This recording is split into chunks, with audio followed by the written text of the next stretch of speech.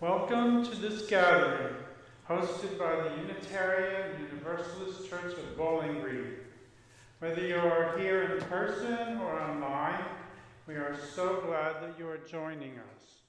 My name is Jeffrey Strong, and I will be your service associate today. Please set your cell phones to silence so that we can fully be present with one another. We are a welcoming congregation. Whoever you are, however you identify, wherever you come from, and whoever you love, you are welcome here. Our Sunday services are different each week so that we can honor and learn from our wide array of traditions and beliefs. Today our speaker is Reverend Bruce Bode, and he is speaking on something judges us and something accepts us. For the Unitarian Universalist, the flaming chalice is a symbol of the light of learning and the love of community. As our congregation's chalice is lit, we invite you to light your own chalice at home. Kay Witt is going to light our chalice, and she'll be doing the first reading, and I forgot to light that.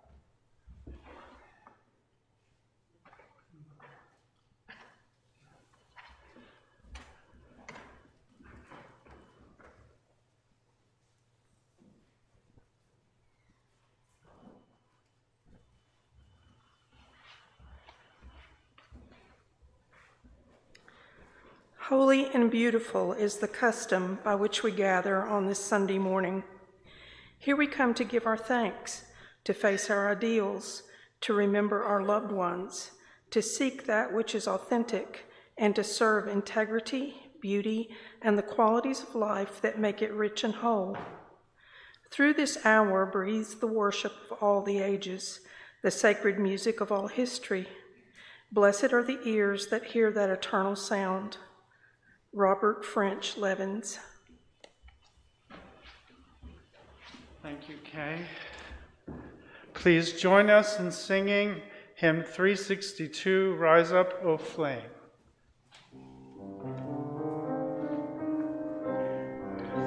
O flame, by thy light glowing, show to us beauty, vision, and joy. And our opening hymn will be page 83 in the great hymnal, Winds Be Still. Please stand as you are willing and or able, and join me in singing this wonderful hymn.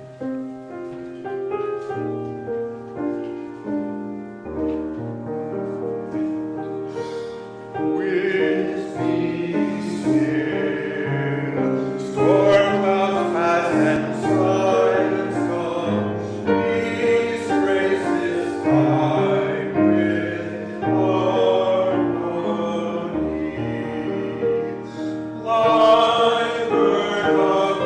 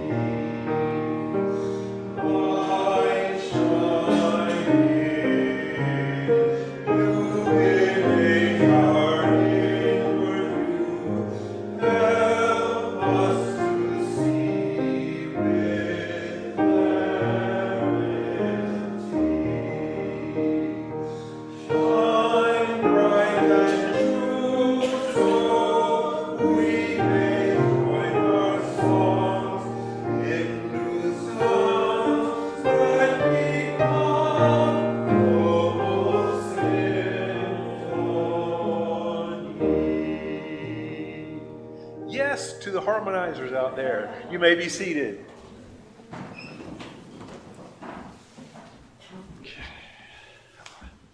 And Anna Stanley is going to read for us or tell a story.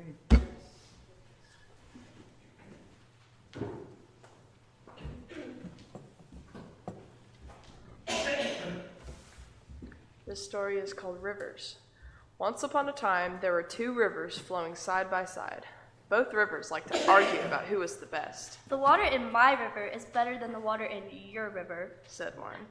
No, the water in my river is better than the water in your river, said the other. The two rivers would flow along all day arguing about which river was the best.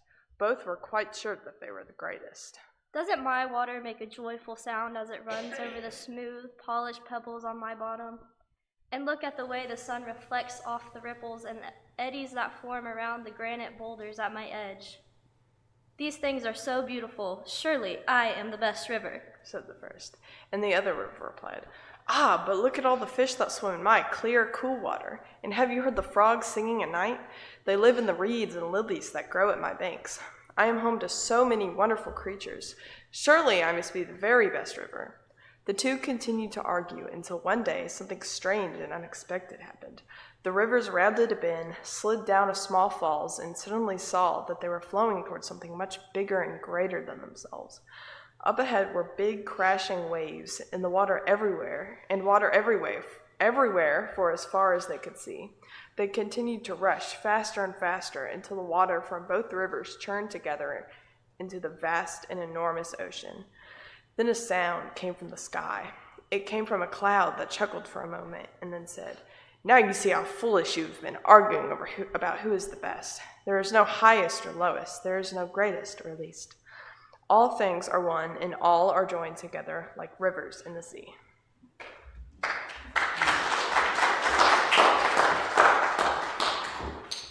Thank you. So now we'll send the children out with hymn 413, Go Now in Peace, and the gray hymnal.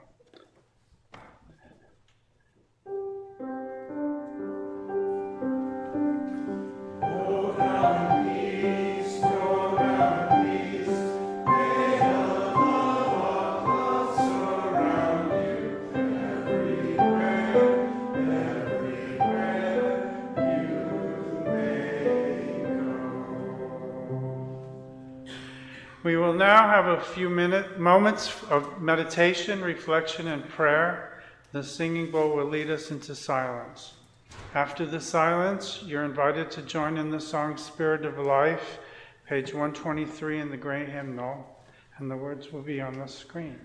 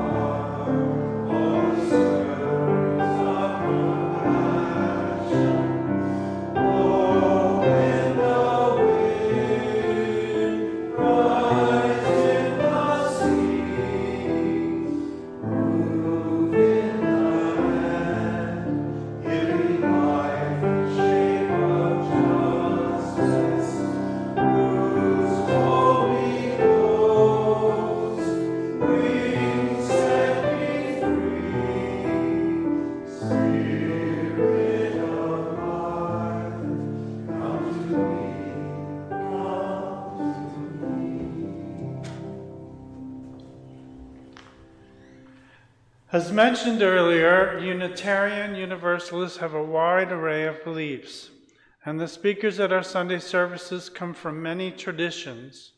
Here to share his own thoughts today is Reverend Bruce Bode.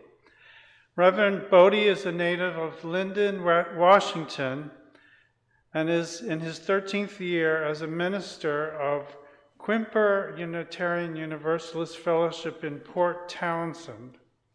Bode has served as interim minister of First UU Church of Houston, Texas, and the Hope UU Church in Tulsa, Oklahoma, and as associate minister at an independent liberal congregation in Michigan. One of his special interests is facilitating adult poetry study groups. He is a graduate of Calvin College and Calvin Theological Seminary. He's married to Flossie Borema Bode. He has 2 daughters and a granddaughter who he says is one of the planet's loveliest creatures.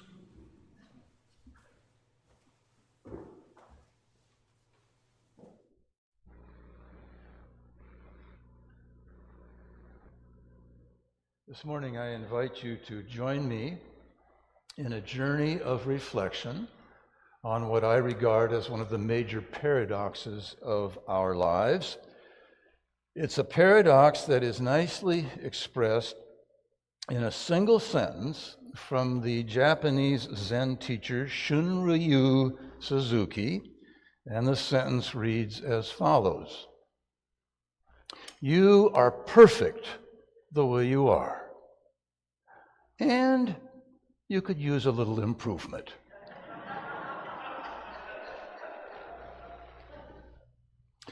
To adequately characterize our lives, it won't do, it seems, to simply say you are perfect the way you are. We might be tempted to stop there, but no, we get a fuller picture of our life when we add the phrase, "and you could use a little improvement." These two forces are expressed as a contradiction, but it's one of those seeming contradictions, that is to say, it's what we call a paradox, dual powers that push and pull and strain and rub against each other, creating the friction, the energy, the tension that is our life. So let's take a look at this paradox, and I'm going to start with the second part, and you could use a little improvement. This is the capacity that we humans have for judgment, for evaluation, for critique. It's the part of us that judges others, the world, and the nature of things. It's the part of us that judges ourselves, and it's the part of us that feels the weight of these judgments, both from others and from ourselves.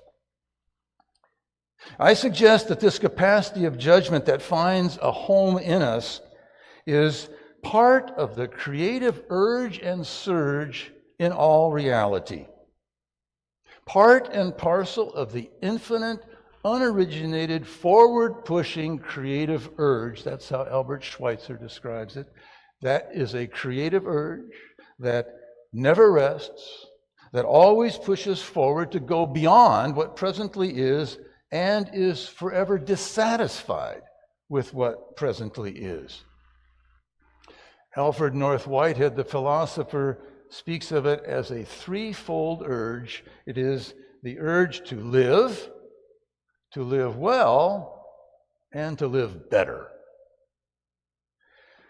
Now, that inherent dissatisfaction with what presently is also expressed in a hymn that is in our hymnal. It's number 304 in our hymnal, and you should be happy that I'm not inflicting it upon you this morning, as it's very difficult to sing.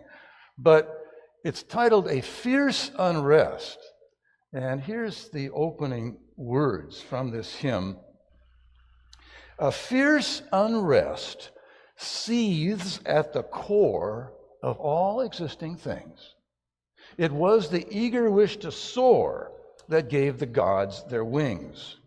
And the hymn ends with these words, "Sing we no governed firmament, cold, ordered, regular. We sing the stinging discontent that leaps from star to star." We find this element of judgment and stinging discontent already in the opening creation stories from the book of Genesis in the Hebrew Scriptures. There, in the beginning, the judgment is all positive. For we read in the very first chapter of Genesis that the Creator God, Yahweh, after nearly every act of creation, looked upon the object or entity just made and judged it good. And then, after everything is made, the Creator God, Yahweh, declares that it is all very good and sits down to rest and to enjoy the completed creation. So initially, the story does not report any dissatisfaction whatsoever on the part of the Creator. The Creator does not say, yes, good, but not great, yes, good, but could be improved. Nothing of the sort. The Creator is immensely pleased with the creation, declaring, behold, it is all very good. In other words, it is perfect as you are. That positive judgment, however, that Sabbath rest, doesn't last very long. For just a few chapters later in the same book, the book of Genesis, there is another story. And this is a story that reports the Creator deeply regretting the creation he had made. And there we read, Yahweh regretted having made mankind on the earth, and his heart was grieved. I will rid the earth's face of mankind, my own creation, Yahweh said, and of animals too, reptiles, and the birds of the heavens, for I regret having made them. And then comes the legendary biblical flood that wipes out everything save Noah and those with him in his little floating boat. In other words, Yahweh the Creator is not just saying you could use a little improvement. Basically, Yahweh is saying, look, we've got to start from scratch here. So the mind of Yahweh, you may not be too surprised to learn, seems to reflect a conflict in our own minds, because that is often how it is at a time when we first create something or are enthusiastically involved in something. We're often quite proud of our work or pleased in our activity, caught up in it as we are. But then you know how it goes sometimes with the passage of time.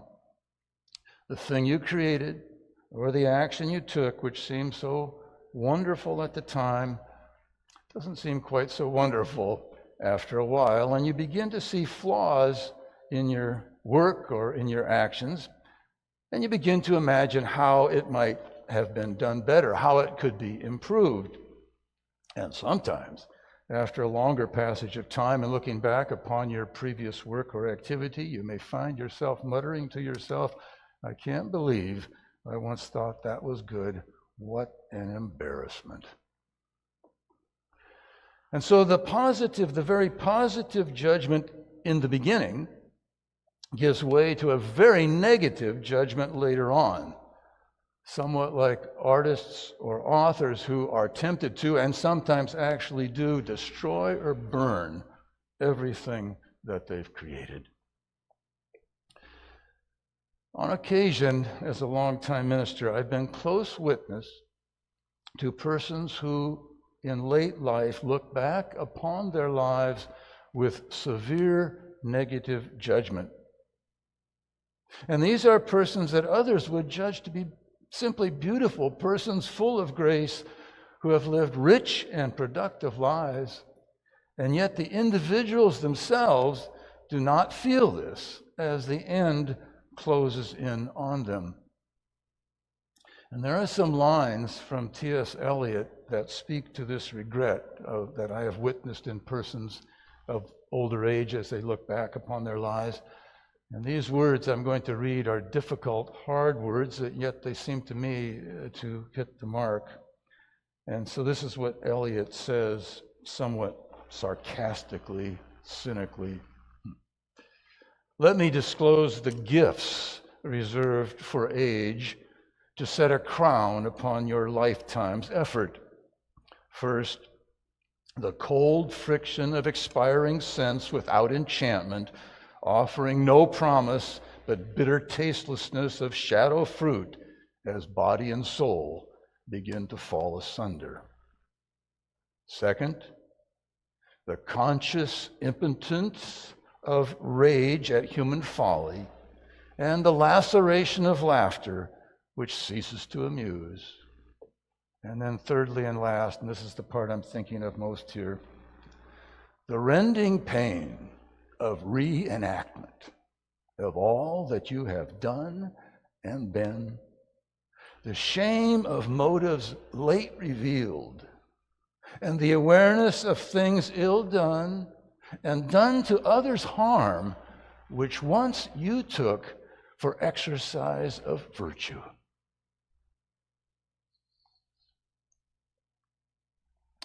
So this is part of our capacity for judgment.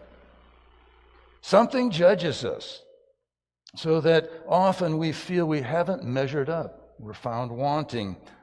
And this can be judgment turned inward, as in the poem The Gaff from C.K. Williams that I read earlier. At other times, of course, our capacity to judge is turned outward, so that we judge the actions and motives of others for both good and ill, and understandably not always in their presence. Life is complicated enough. And particularly in our earlier years, as we're trying to find our way in life and discover our identity, our judgment of peers, parents, teachers, and society can be devastatingly harsh. Also in our older years too, as T.S. Eliot's words, rage at human folly, indicate. All right, enough on the something that judges us. And so let's go to the other side of the paradox, and this is the something that accepts us. It's the part that affirms and embraces us. It's the part that says, you're perfect the way you are. At the cosmic level, this is connected for me to reality simply being what it is, with no judgment in it at all, no good or bad, no right or wrong. Nature is what it is, and we are what we are. Reality, nature, being, God, use the term that works for you, simply is. Active, moving, always experimenting, always becoming, always pushing beyond itself, yes, but still, it is what it is, and we are what we are, namely part of this isness, or this suchness, to borrow a Buddhist term. Now, this suchness of things is represented in the Hebrew creation myth as the tree of eternal life, which is a symbol that stands in contrast to the tree of the knowledge of good and evil, which represents judgment. And this suchness of things has to do with a capacity within us that accepts ourselves and all things as they are, that values things as they are here and now, and not for what they yet might become. This is the power of affirmation that accepts us no matter what we've done or no matter what we will do. It's the power of affirmation and acceptance that the 18th century English slave trader John Newton discovered in his darkest hour, which he characterized as an amazing grace. And grace is the primary term that is used in Christian theology to get at this side of reality. A radiance of light typically experienced most keenly in our darkest times of feeling cut off, split off, and unworthy.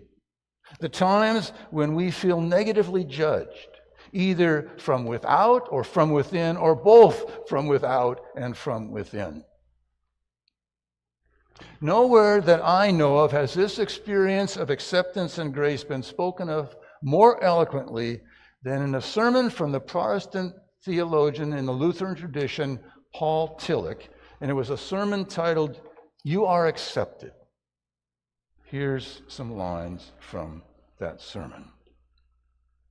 Tillich writes, "Grace strikes us when we are in great pain and restlessness.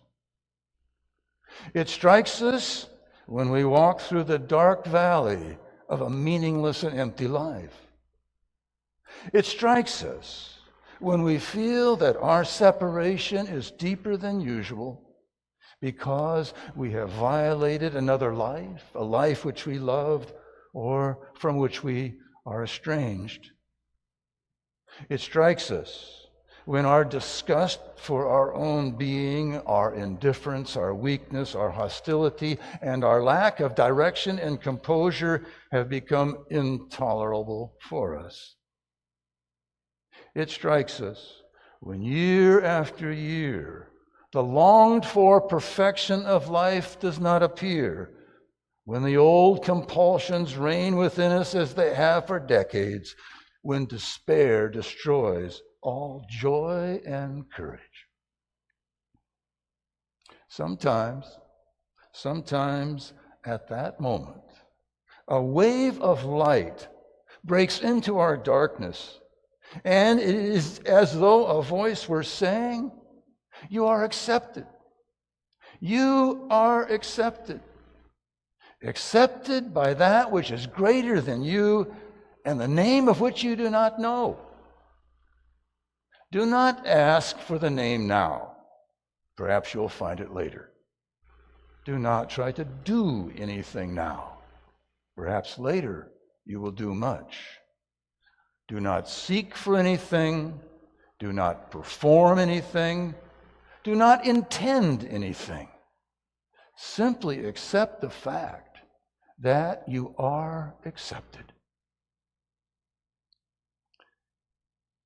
So that's the reality of grace, the affirmation that you are perfect the way you are.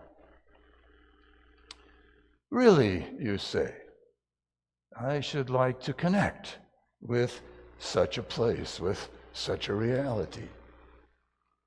But how can I enter such a place that of its nature transcends me and comes unbidden? And indeed, our ego self, our self of judgments, can't pry its way into this place because, yes, this place does transcend our ego. This something that accepts us was present before ego came onto the scene, and it will be present after ego departs.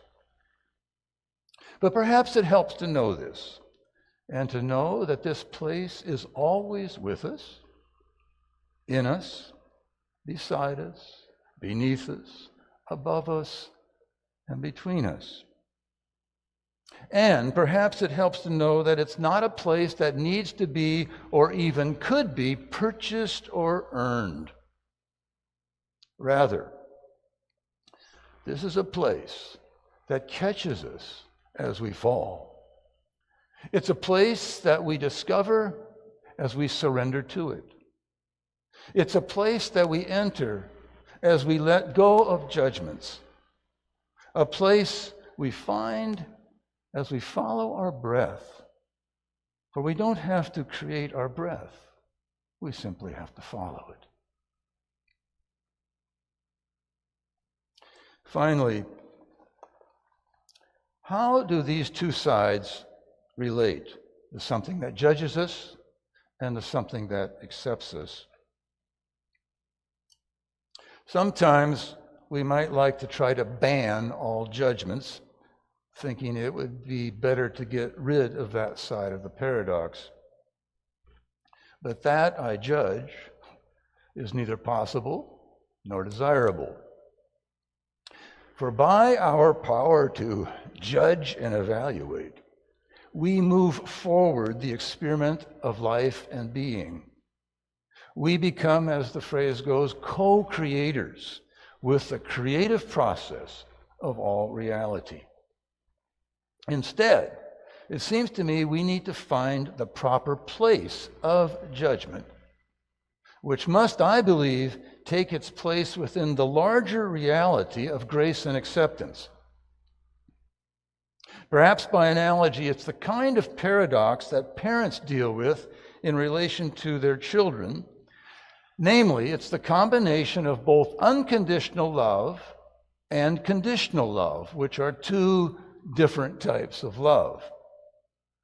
The unconditional love a parent has for a child surrounds and supports and embraces and carries the child.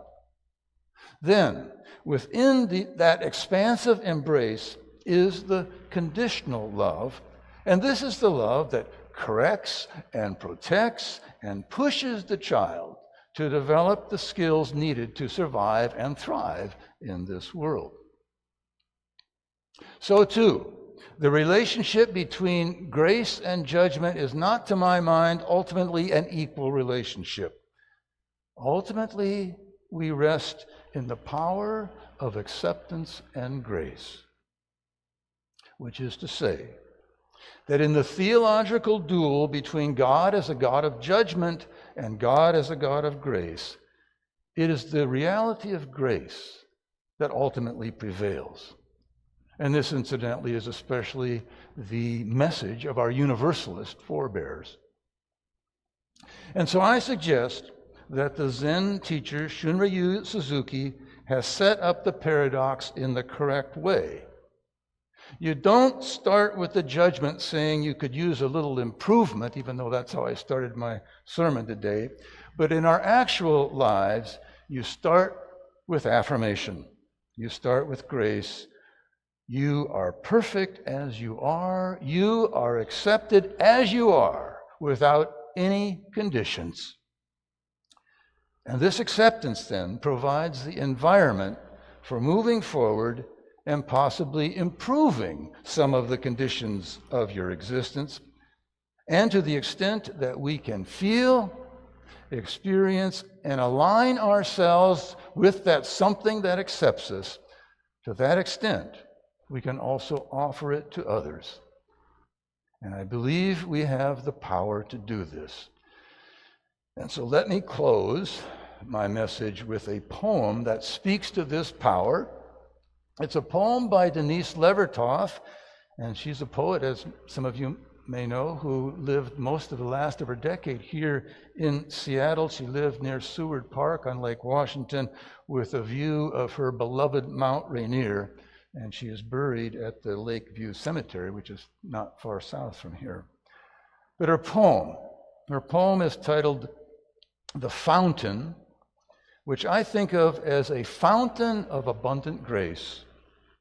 And present at that fountain, presiding at that fountain, and safeguarding that fountain is a feminine presence, a goddess, if you will, who is eager for us to drink our fill. The Fountain by Denise Levertov. Don't say there is no water to solace the dryness at our hearts. I have seen the fountain springing out of the rock wall and you drinking there. And I too found before your eyes, found footholds and climbed to drink the cool water. The woman of that place, shading her eyes, frowned as she watched, but not because she grudged the water, only because she was waiting to see we drank our fill and were refreshed. Don't say there is no water. That fountain is there among its scalloped green and gray stones. It is still there and always there, with its quiet song and strange power to spring in us, up and out, through the rock.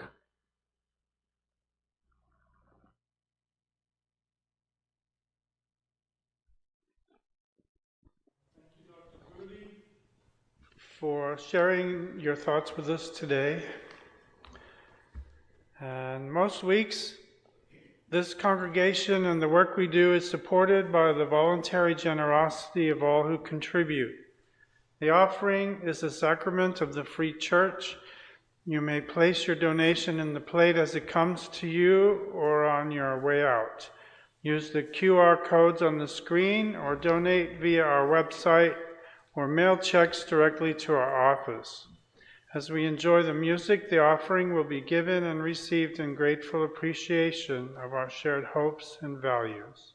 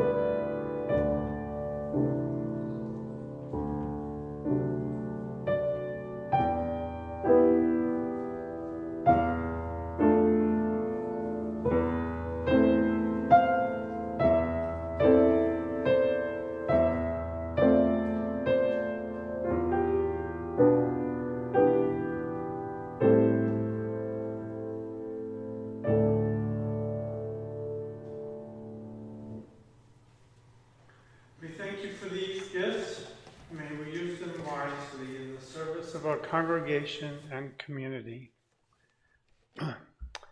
Community news. There is a bake sale after the service for the McAllister family. All the money will go there. And Deanie is inviting anybody interested on December 16th to see her daughter in a repertory theater, A Christmas Carol from 2 to 4, and I put more of the information out there on that table if you're interested. After the service, you're invited to the fellowship hall next door for refreshments and conversation, and the bake sale is out there. Feel free to join in discussion about today's service at the Reflection Roundtable located outside the kitchen. If you have questions about Unitarian Universalism or about joining this congregation, please speak with a member of our membership team, and they are right there. As always, you can find more community news by reading the monthly email newsletter and the weekly email updates. Here at church, you can look at the bulletin boards and our website and our Facebook page, and Facebook groups are always available online. And we will now sing a last hymn, 205, Amazing Grace, and I think Forrest is leading. When I got here this morning, Jeff asked me, he says, "Are we really singing Amazing Grace?" And I said, "Well, yes, why not?" He says, "I don't feel like a wretch." And I said, I just bet, looking at, there is an alternative, and surely enough, in the Unitarian hymnal, if you don't feel wretched today, you can sing soul. So please stand as you are motivated or able to sing Amazing Grace with me. And since this is such a well-known tune, I heard harmony on the last hymn, which I really enjoyed, and so I'm going to sing some harmony. So don't try to follow me after the first verse, or maybe you will, I don't know. But try some harmony, because why not, right? Okay.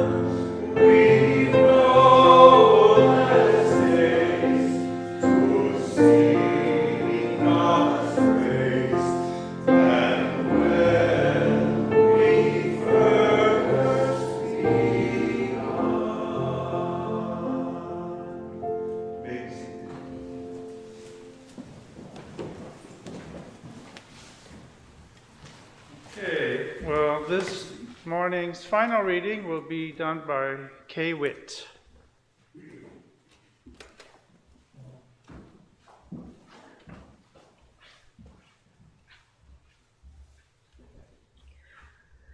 With faith to face our challenges, with love that casts out fear, with hope to trust tomorrow, we accept this day as the gift it is, a reason for rejoicing. Gary Kowalski.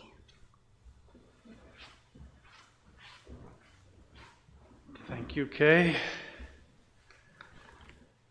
We now bid farewell to those who have joined us online.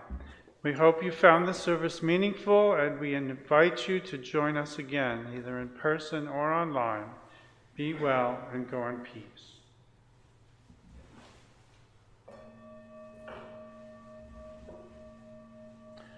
I'm glad this tells me.